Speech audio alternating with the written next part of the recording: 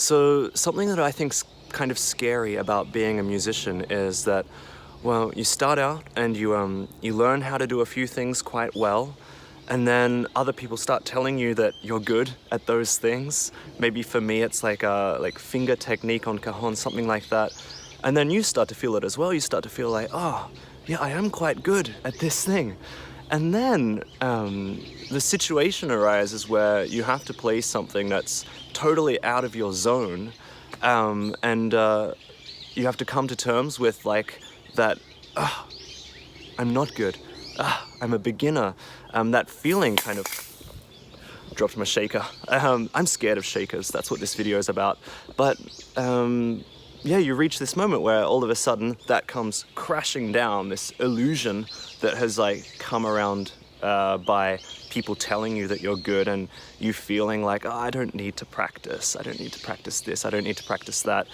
And so for me, it's other percussion, right? So a lot of people know, oh, Ross, he can play cajon. And I say, oh yeah, I'm a percussionist perhaps, right? But I realized the other day, I can't play a shaker. I suck with shakers. So actually I've just been practicing all day, trying to work out a couple of very simple things.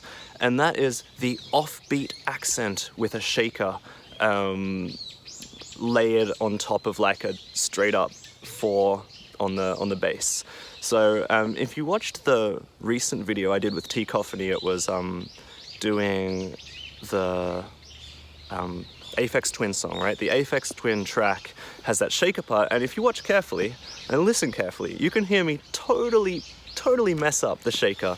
And that inspired me for today's video, which is to make a bit of an exercise that can help you and me definitely become less scared of shakers, or whatever it is. Just, you know, philosophically, as a musician, you get comfortable, and then all of a sudden you have to accept, no, I'm a beginner. Yeah. Okay, so here's what I can do with a shaker. I can play 16th notes with accents at the beginning of each group of 4, right?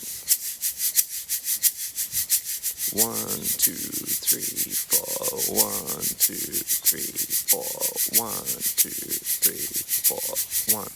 And I guess the way that I do it is I kind of loosen up my hand right on the accent, and then hold it a little bit tighter. It's kind of like small movement, small movement, small movement. So big movement, small, small, small, big, small, small, small, big, small, small, small.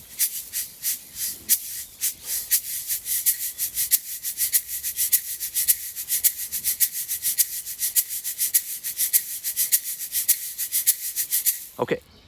And here's what I could hardly do. I could barely do this morning, playing on the and. So 1 and 2 and 3 and 4 and 1 and 2 and 3 and 4 and.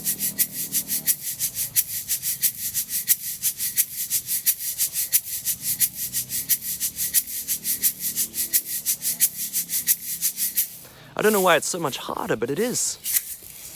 So I've had to invent an exercise for myself, which I'm going to share with you now, and that is 4 bars of the first rhythm, shaka chaka chaka chaka chaka chaka, 4 bars of that, and then 4 bars of the second rhythm, chaka chaka chaka chaka chaka chaka chaka chaka, and then I'm going to play left hand as bass on the cajon, and I'm going to try and tie that together, and well, enjoy, I guess, watching me struggle, and if you feel motivated to practice this as well, that would be nice, I guess, yeah.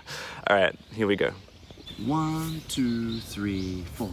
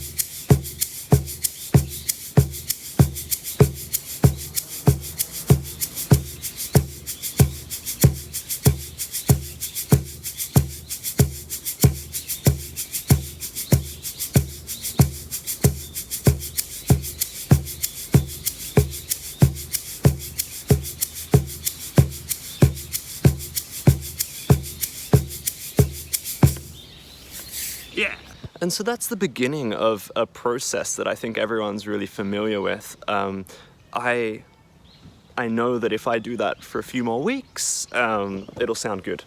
And then, you know, I know that right now I like the sound of it, but I just know that the evenness of my sixteenths is off, the tempo is drifting up and down, the strength and consistency of like my, you know, continuous bass hits is, you know, kind of wobbly.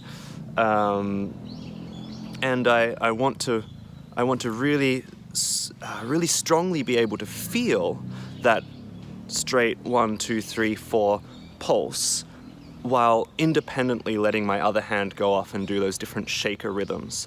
So what happens, and what you might find as well if you're at a similar stage as me with this, you might find that when you switch between on the beat, where the accents between your left and right hand, they line up, right? They're together, together, together, together. And then you switch to bass, shaker, right?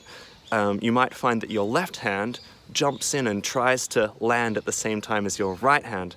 And so that's a independence issue, which I thought I'd solved a lot of my independence issues, meaning that like it's not that often that my hands, I guess, fire at the same time when I don't want them to, which is why this has been such a big surprise. I'm like, how have I missed this basic lesson in percussion? Anyway, I guess that's the kind of sort of honest, truthful videos that I want to put out right now, is like, you know, trying to teach the process rather than the result. Yeah, I'm gonna end it with that.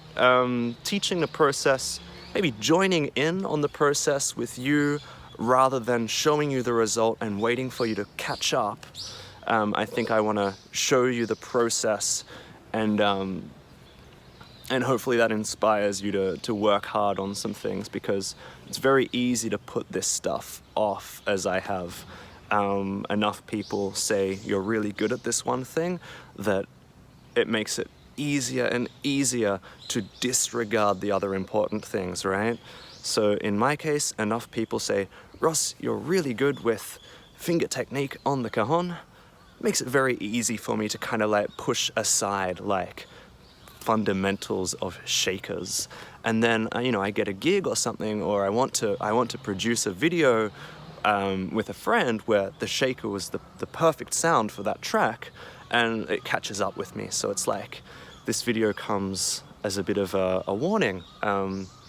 Keep self-aware of your holes, I guess, in your playing, and seek them out, embrace them. As Mike Johnson would say, embrace the suck, I think he says.